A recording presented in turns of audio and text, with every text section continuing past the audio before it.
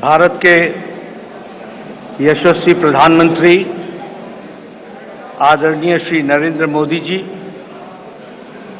मंचासीन सभी वरिष्ठ मंत्रीगण, यहाँ उपस्थित हमारे भारत सरकार के मंत्रीगण, संसदीय बोर्ड के सभी वरिष्ठ सदस्यगण और हमारे पत्रकार मित्रों, आज इस संकल्प पत्र के लॉन्चिंग के अवसर पर हम सब लोग यहाँ एकत्र आए हैं और इस कार्यक्रम में हम सबको आदरणीय प्रधानमंत्री जी का संबोधन सुनने को मिलेगा और संकल्प पत्र अगले 2024 से हम किस प्रकार से देश की सेवा प्रधानमंत्री मोदी जी के नेतृत्व में करेंगे, इसके बारे में हम सब लोगों को जानकारी मिलेगी। आज इस अवसर पर सबसे पहले तो मैं आदरणीय प्रधानमंत्री जी का आज के कार्यक्रम में आने के लिए हार्दिक अभिनंदन करता हूं और स्वागत करता हूं। प्रधानमंत्री जी जब भी पार्टी की कोई भी गतिविधि होती है, उस गतिविधि के साथ वो अपने आप को जोड़ते हैं और जैसा मैंने पहले भी कहा है कि तमाम प्रधान प्रशासक होने के नाते जिम्मेवारियों को निभाते हुए पार्टी उनकी हमेशा पहली प्रायोरिटी रही है और पार्टी को वो हमेशा जब भी हमने समय मांगा तो उनका मिला है।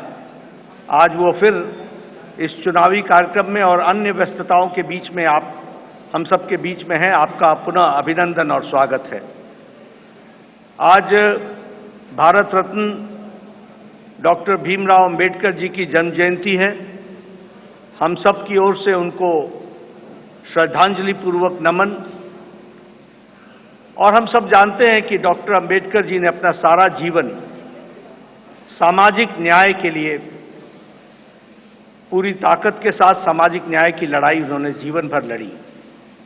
ऐसे डॉक्टर भीमराव अंबेडकर जी के रास्ते पर चलते हुए भारतीय जनसंघ से लेकर भारतीय जनता पार्टी हमेशा इस विचार को और सामाजिक न्याय की लड़ाई सत्ता में रहे तो भी और सत्ता में न रहे तो भी हमेशा इस सामाजिक न्याय की लड़ाई को हम सब लोगों ने लड़ा है। हम जानते हैं कि आज संकल्प पत्र को लोकार्पण होगा, लॉन्चिंग होगी, लेकिन हम सबको यह भी ध्यान में रखना चाहिए कि भारतीय जनता पार्टी और शुरू में जनसंघ काल से लेकर यह वैचारिक अधिष्ठान आइडियोलॉजिकल बेस्ड पार्टी होने के नाते एक विचारों को लगातार आगे बढ़ाते हुए उस वैचारिक अधिष्ठान की यात्रा में हम सब लोग सम्मिलित हैं और हर बार जब चुनाव आता है तो उसी वैचारिक यात्रा को आगे बढ़ाने का क्रम हम सब लोगों ने किया है और उसको आगे बढ़ाया है। जिस बात को 1952 में श्यामा प्रसाद मुखर्जी जी ने कही, जिसे आगे पंडित दीनदयाल उपाध्याय जी ने आगे बढ़ाया, उस विचारधारा से हम कभी डिगे नहीं, हम उसको समर्पित रहे और उसको आगे बढ़ाने में हम सब लोगों ने भरसक प्रयास किया है। और हम कह सकते हैं कि मैनिफेस्टो या संकल्प पत्र यह उस विचारधारा, उस वैचारिक अधिष्ठान का अनफोल्डमेंट है। उसी को आगे किस तरीके से बढ़ाया जाए, उस यात्रा को आगे बढ़ाने का काम हम सब लोगों ने किया है। हम सब जानते हैं एक समय में हमने एकात्म मानववाद की बात कही, उसी को आगे हम लोगों ने जब हम सरकार में आए तो अंत्योदय के रूप में हम लोगों ने उसको स्थापित किया और प्रधानमंत्री मोदी जी ने उसको सरल भाषा में सबको समावेश करते हुए और सबकी भाषा में उसको सबका साथ, सबका विकास, सबका विश्वास, सबका प्रयास से जोड़ते हुए नीतियों को आगे बढ़ाने का काम किया। मुझे याद है कि 2014 में जब प्रधानमंत्री मोदी जी संसदीय दल के नेता सेंट्रल हॉल में चुने गए थे, तो उस समय उन्होंने बड़े स्पष्ट शब्दों में कहा था कि हमारी सरकार गरीब को समर्पित है, हमारी सरकार गांव के विकास को समर्पित है, हमारी सरकार जो समाज के अंतिम पायदान पर खड़ा व्यक्ति है उसको समर्पित है। और उसी को कार्य रूप देते हुए 2014 से एक लंबी यात्रा करते हुए पिछले 10 वर्षों में प्रधानमंत्री मोदी जी के नेतृत्व में देश ने इन सारे आयामों को बखूबी जनता को, गांव गरीब की चिंता करते हुए उसको आगे बढ़ाने का काम किया है। मित्रों, मैं यहां एक बात और भी कहना चाहता हूं कि जब देश की जनता क्लियर मैंडेट देती है तो नतीजे भी बड़ी स्पष्टता के साथ आते हैं। हम सब लोग जानते हैं कि 2014 में प्रधानमंत्री मोदी जी के नेतृत्व में हमारा वोट शेयर 31% पहुंचा, 282 सीटें हमने लोकसभा की जीती। और 2019 में प्रधानमंत्री मोदी जी के नेतृत्व में हमने अपना ही रिकॉर्ड तोड़ा और हमारा वोट शेयर 37.3% तक पहुंचा और हमारा वो सीट शेयर 303 सीटें हम लोगों ने लोकसभा में जीती।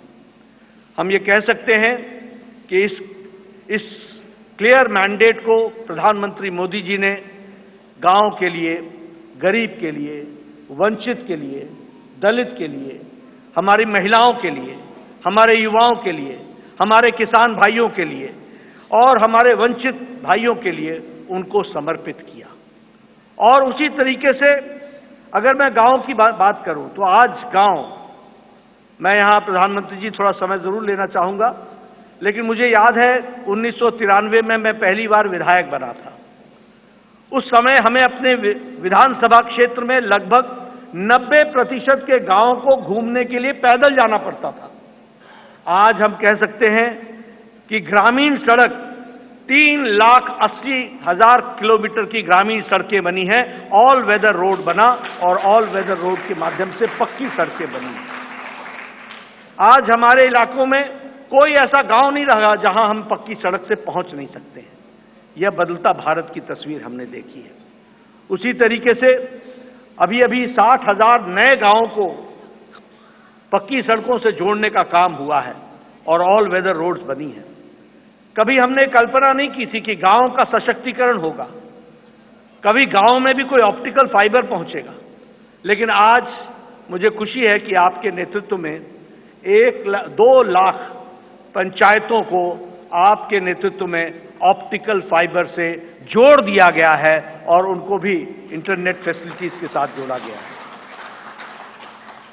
गरीब कल्याण की बात करें तो एक समय में यह असंभव सी बात लगती थी कि हम गरीब तक अन्न पहुंचा सकेंगे, लेकिन आपने त्रासदी में भी अवसर ढूंढ करके प्रधानमंत्री गरीब कल्याण अन्न योजना की स्कीम को आगे बढ़ाया। 80 करोड़ की जनता को या तो 5 किलो गेहूं या 5 किलो चावल या 1 किलो दाल ये देने की व्यवस्था की। आज उसके कारण हम ये कह सकते हैं कि लगभग 25 करोड़ लोग, भारत की आबादी आज गरीबी की रेखा से ऊपर उठ करके अबव पॉवर्टी लाइन में आ गई, बिलो पॉवर्टी लाइन से निकल गई। ये भी हमारे ध्यान में। और इंटरनेशनल मॉनिटरी फंड के अनुसार अति गरीबी भारत में अब 1% से भी कम हो गई है, 0.08% 7% पर ला करके खड़ा किया है। उसी तरीके से आवास योजना मैं यहां बार बार सुनाता हूं और मुझे वो बार बार इच्छा भी होती है बताने की, क्योंकि वो धरातल की सच्चाई थी। एक समय में हमारे यहां हमारा ब्लॉक डेवलपमेंट ऑफिसर आके बताता था कि एमएलए साहब आपके यहां एक पंचायत में 2 इंदिरा आवास योजना मिली है, 2, अब बताओ इसको किसको दें। और मेरे लिए प्रश्न उठता था कि ये किसको दें, क्योंकि एक अनार 100 बीमार मैं किसको दूंगा। मैं बीडीओ साहब को कहता था कि आप ही तय करो कौन से मापदंड पर आप दे सकते हो। लेकिन आज 4 करोड़ प्रधानमंत्री आवास योजना में पक्के घर बन गए और आगे भी इस कार्य को आगे जारी रखा गया है। उसी तरीके से महिलाओं की चिंता की बात करें, आज जनधन खाते में 50 करोड़ में से 55.5% जनधन खाते महिलाओं के नाम पर खाते खुले हैं, यानी महिलाओं का सशक्तिकरण हुआ। यह भी हमें ध्यान में रखना चाहिए। उज्ज्वला योजना, ये योजना आप सब लोग शहर में रह करके आपको लगता होगा हाँ गैस का सिलेंडर मिल गया, लेकिन ये इतनी ही छोटी कहानी नहीं है। हमारी बहनें गांव में 5 बजे सुबह उठती थी, जंगलों में जाती थी, लकड़ियां काटती थी, आ करके चूल्हा जलाती थी, फूकनी से फूक फूक करके चूल्हा जलाती थी, धुआं को अपने छातियों पर लेती थी, रेस्पिरेटरी सिस्टम डिसऑर्डर होता था और आंखों में पानी आता था और घंटों के बाद वो जाकर के चाय बना पाती थी। आज 5 मिनट के अंदर गैस के चूल्हे के कारण नारी सशक्तिकरण किस तरीके से हुआ, इस उज्ज्वला गैस के कारण, और 10 करोड़ से 10 करोड़ सिलेंडर्स इस तरीके से और गैस के कनेक्शन दिए गए। सबसे बड़ी बात है, मुझे याद है, मैं बताना चाहूंगा, जब मैं छोटा था और जब मैं कभी भ्रमण पर सुबह सुबह निकलता था तो मैं देखता था कि गांव की बहनें झुंड के झुंड सिर्फ अपने दैनिक नित्य क्रम के लिए नेशनल हाईवे से होते हुए गांव और खुले में उनको शौच जाना पड़ता था। दैनिक जीवन में अपने इस तरीके का जीवन देखती थी। सूर्योदय और सूर्यास्त का इंतजार करना पड़ता था। आज 11 करोड़ इज्जत घर बनाकर 11 करोड़ बहनों को इज्जत देने का काम और life with dignity, human dignity, women dignity, इसकी चिंता अगर हुई तो वो प्रधानमंत्री मोदी जी के नेतृत्व में हुई है, वो भी हम सबके ध्यान में है। जैसा मैंने कहा, आज हमारा वैचारिक अधिष्ठान क्लियर मैंडेट के क्लियर रिजल्ट्स होते हैं और क्लियर मैंडेट आपने दिया, उसका क्लियर नतीजा निकला और वह नतीजा यह है, हमने 1951-52 में कहा एक देश में 2 निशान, 2 विधान, 2 प्रधान नहीं चलेंगे। हम 1951-52 से ये बात कह रहे थे, लेकिन आपने क्लियर मैंडेट दिया और 2019 के 6 अगस्त को धारा 370 को एब्रोगेट कर दिया गया, धाराशाही कर दिया गया। प्रधानमंत्री मोदी जी की इच्छा शक्ति ने उस कार्य को पूरा किया। मुझे याद है कि पालमपुर का प्रस्ताव पारित हुआ था कि हम राम मंदिर बनाने के रास्ते को प्रशस्त करेंगे। ये पालमपुर का रेजोल्यूशन था और पालमपुर के रेजोल्यूशन से लंबी यात्रा हमने की और हमने वो भी दिन देखे जब कांग्रेस के वकील खड़े होकर के न्यायिक प्रक्रिया को रोकने का प्रयास करते थे और ये कहते थे कि इससे भारतीय जनता पार्टी को फायदा होगा। उनको देश की चिंता नहीं थी, उनको रामलला की चिंता नहीं थी, उनको भारत की संस्कृति और गौरव की चिंता नहीं थी। वह वोट बैंक की राजनीति करने वाले लोग उसमें अड़ंगे लगाते रहे, अटकाते रहे, लटकाते रहे, भटकाते रहे। लेकिन प्रधानमंत्री मोदी जी के नेतृत्व में वह रास्ता प्रशस्त हुआ और भव्य राम मंदिर 22 जनवरी को आपके कर कमलों के द्वारा वह आज रामलला वहां विराजमान है और उनका प्राण प्रतिष्ठा आपके 10 दिन के अथक कार्यक्रम और अनुष्ठान के बाद आपके कर कमलों द्वारा हुआ, वो भी हम लोगों ने देखा है। ट्रिपल तलाक, 3 तलाक, कोई सोचता नहीं था कि इस विषय को टच करेंगे, कोई इस विषय पर चर्चा भी करेंगे। सुप्रीम कोर्ट से लेकर के समाज के सभी वर्ग मानते थे कि 3 तलाक आज मानवता के लिए एक तरीके से त्रासदी है, इसको समाप्त होना चाहिए।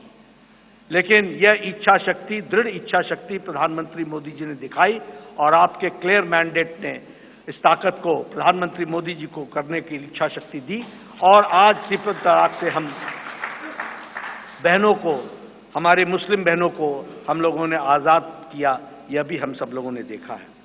उसी तरीके से 30 साल से राजनीतिक कारणों से नारी शक्ति वंदन और महिलाओं का रिजर्वेशन पर राजनीति होती रही फॉर 30 इयर्स, 30 साल कोई कुछ नहीं हुआ।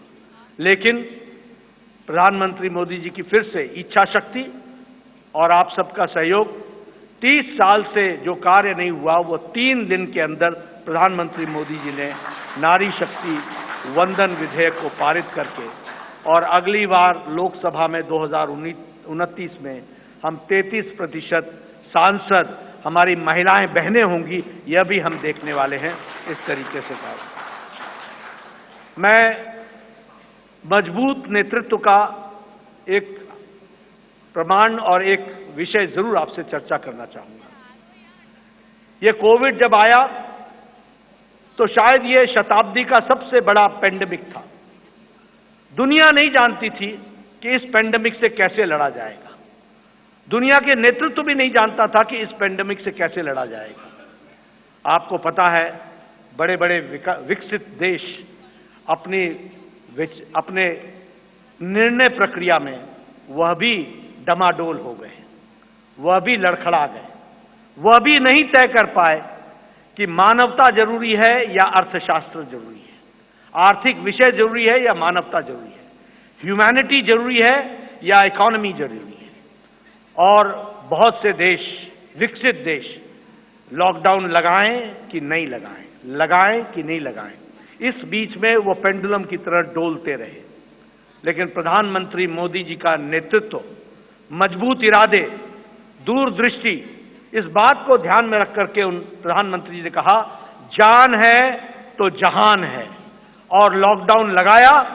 और जहां हमारा देश कोरोना से लड़ने के लिए तैयार नहीं था, वहीं 2 महीने के अंदर कोरोना से लड़ने के लिए प्रधानमंत्री जी ने देश को तैयार किया, और फिर कहा जान भी है और जहान भी है, और फिर लॉकडाउन को हटाते हुए और दुनिया के नेतृत्व ने और दुनिया के लोगों ने इस बात को माना, इस बात का लोहा माना कि प्रधानमंत्री मोदी जी का कोरोना से लड़ने का स्ट्रैटेजी और उनका तरीका दुनिया में स्थापित हुआ कि वह सबसे अच्छे तरीके से मानवता के लिए कार्य किया गया। इस बात को भी हमने देखा।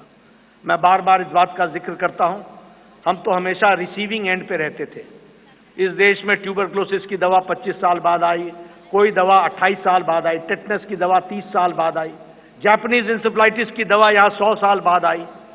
लेकिन कोरोना, प्रधानमंत्री जी ने 20 अप्रैल 2020 को टास्क फोर्स बैठाया और 9 महीने के अंदर 2 वैक्सीन दी और 220 करोड़ डोज दे करके देश के लोगों को बचाने का भी काम किया, और देश के साथ साथ दुनिया को भी वैक्सीन मैत्री में 100 देशों को भी हमने वैक्सीन पहुंचाई, यह भी हम लोगों ने देखा। और डबल डोज के बाद बूस्टर भी लगा, यह भी हमने देखा। मैं यहां यह भी बता देना चाहता हूं कि यह सबसे तीव्र गति से चलने वाला वैक्सीनेशन प्रोग्राम था। 220 करोड़ की जनता को डबल डोज लगाना, यह सबसे तीव्र गति और डिजिटली इसको सपोर्टेड प्रोग्राम रहा, यह भी हमने देखा। मित्रों, हमारे अभी आदरणीय राजनाथ जी मैनिफेस्टो और संकल्प पत्र के बारे में आपके सामने सारी बातें रखेंगे, लेकिन मैं इतना जरूर कहना चाहता हूं कि 10 साल इस बात का प्रमाण है कि देश ने इस बात को माना है कि मोदी की गारंटी पूरी होने की गारंटी है, इस बात की गारंटी।